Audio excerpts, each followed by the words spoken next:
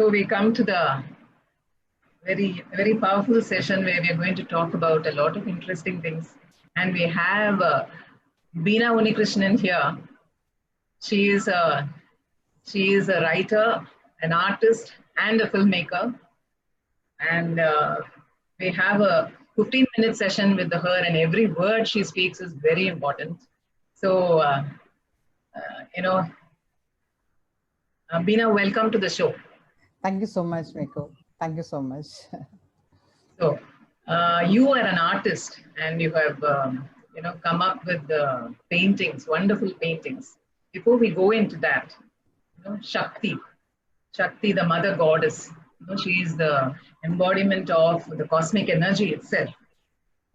Okay? In your own words, what do you think is unleashing the power of feminine within? We'd like to hear it from you, Beena. The universe, everything in this universe is basically an interplay of masculine and feminine energy, which we basically call Prakriti and Purusha. In a life being, in a life, basically soul, we always accept as a male, but the body and the nature is a feminine part of it. The intelligence is something which will exist when both of them are together. But in a human being, basically human being is not an unisex organism. It has the potential of being a male and a female. A female gamete has an XX chromosome, and a male gamete has a either X or a Y chromosome. So it is basically a concept of Ardhanarishwara, that they exist together. They don't exist without each other.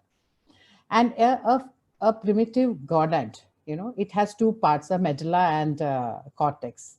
Medulla will bear a testis, and the cortex will be changed as an ovary with the presence of a chromosome which is available.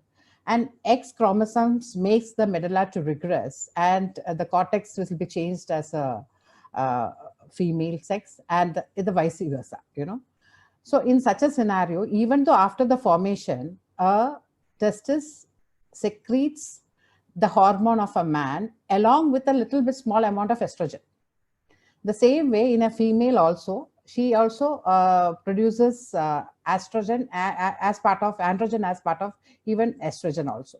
So we basically don't exist without each other. That is what it is. And it's not just spirituality, there's a big science behind it. So when it comes to this, we all accept there is a soul. We all respect the fact of soul. Even being a feminine, we don't understand the power of creation, which is there within us. So unleashing the feminine within is basically understanding that power. So once you understand that power, you go ahead, the subject called, gender. And I think it's an absolute liberation.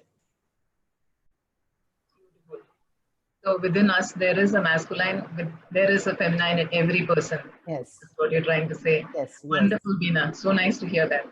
And spiritual awakening, the quest for spiritual awakening, it does not happen overnight.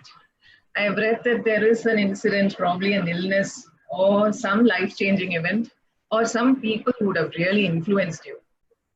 Can you share, when this quest actually began for you?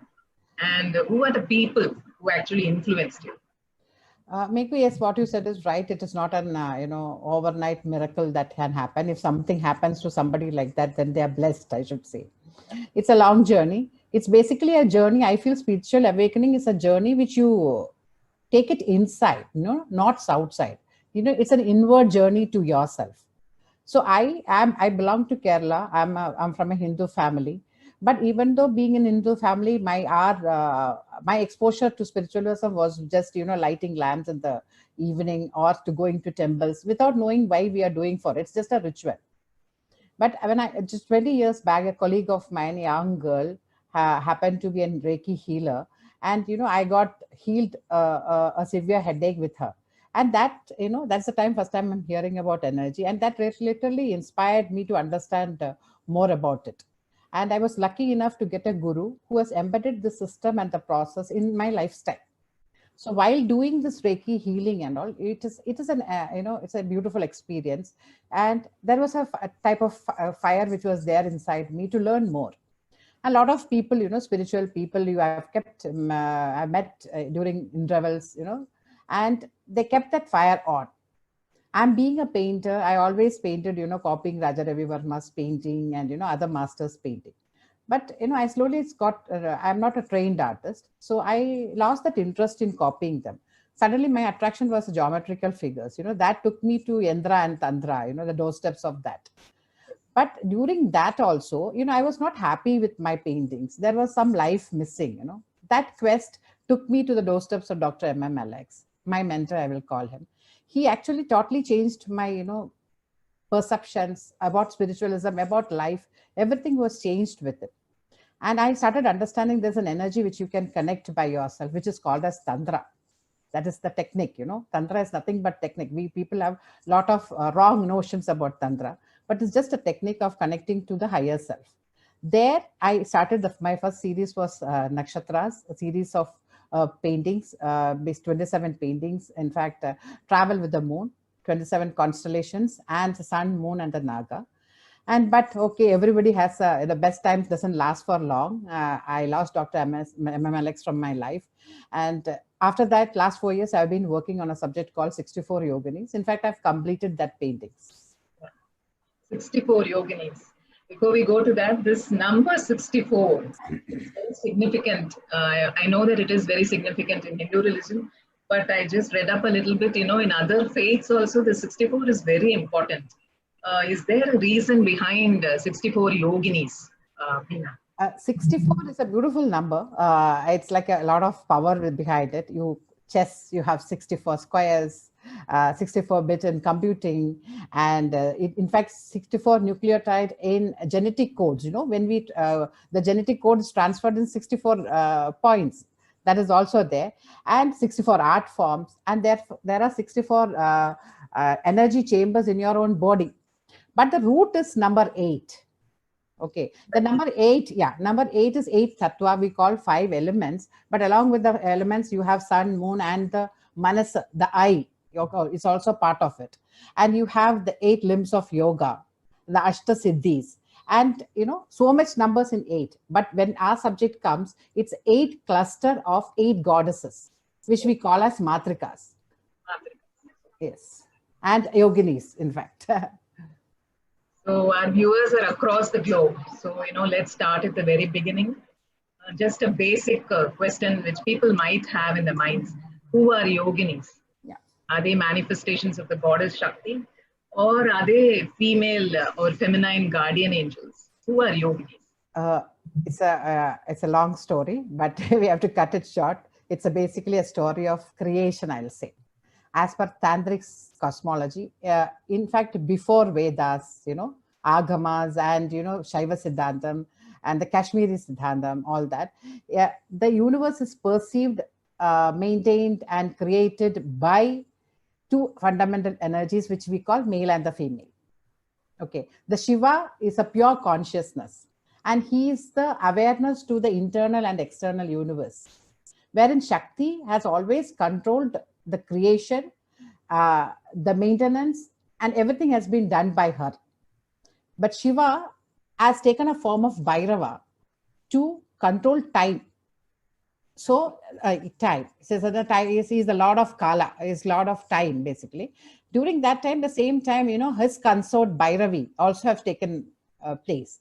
Because without Shakti, Shiva is just Shava. That is what it is said. There's no energy, because this whole thing done by the goddess. He has in fact given all that energy to her. So once that formation is there are 8 forms of Bhairavas which controls the 8 directions, and the presiding lord of the 8 tattvas also. His consorts are known as matrikas, that 8 powers. 8 powers are 8 emotions of ours, which is again divided into 8. Okay, so all together of them, that is 8 goddesses, has to do their duties in different areas of life and areas of universe. 7 more was added to each or one of them, which is 8 into 8. It is known as a group of goddesses called as yoginis.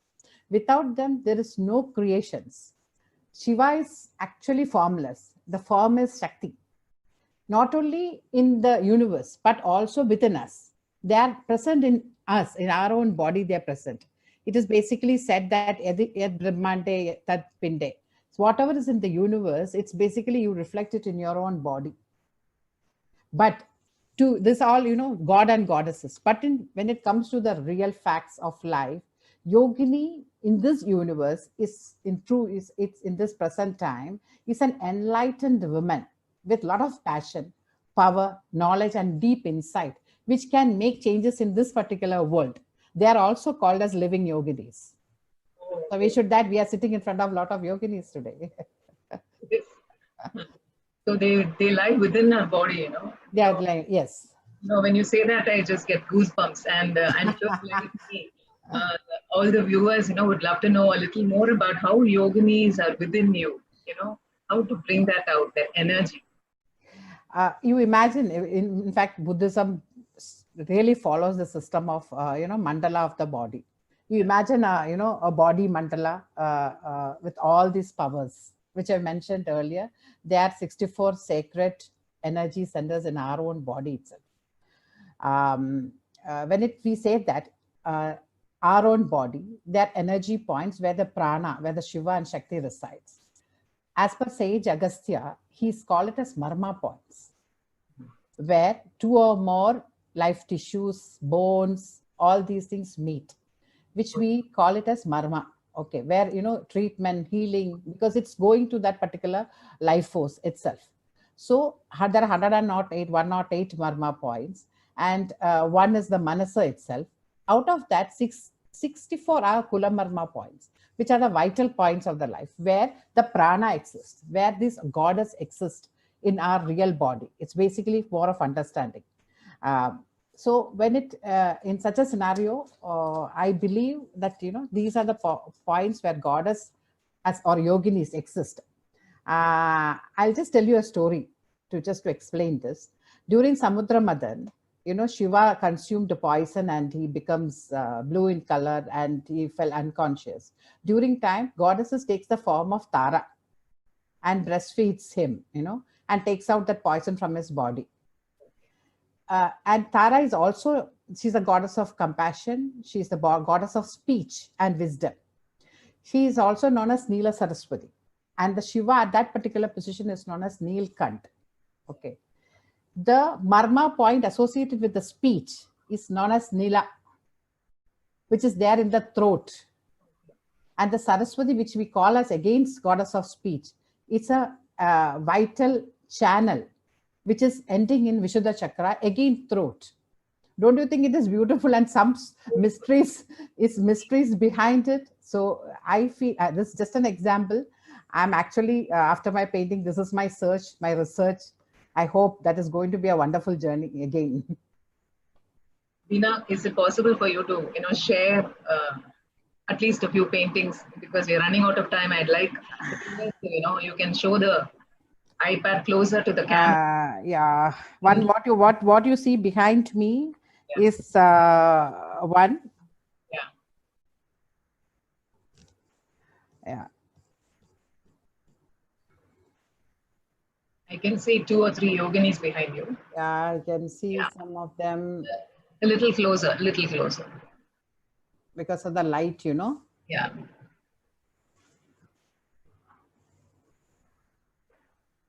Wonderful. So we have 64 of them, viewers, and she's painted all of them.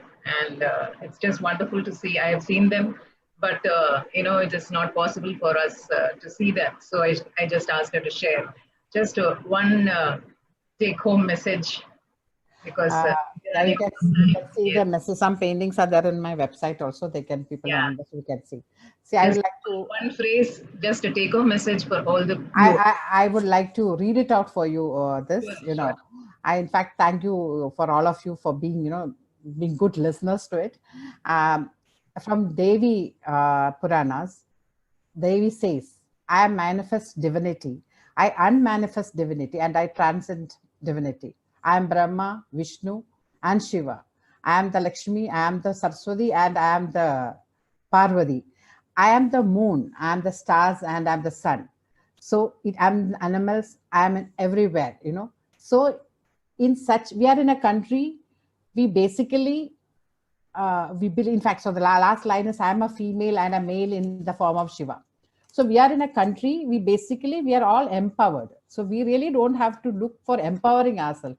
We basically look up to realize this power and unleash our feminine within. Thank you so much, Beena. And Women's Economic Forum is honored to confer the award for you, Iconic Woman, Creating a Better World for All. Beena Unnikrishnan. Thank you so much. It's a surprise, Megu. Thank you so much. Thank you for thank you, WEF. Thanks. Yes, we can speak words on the subject, but yes, next panel is waiting. So thank you so much. Thank you so much. Thank you so much. Thank you, Megu. Yes. How do I go out? You can just leave. Yes, correct.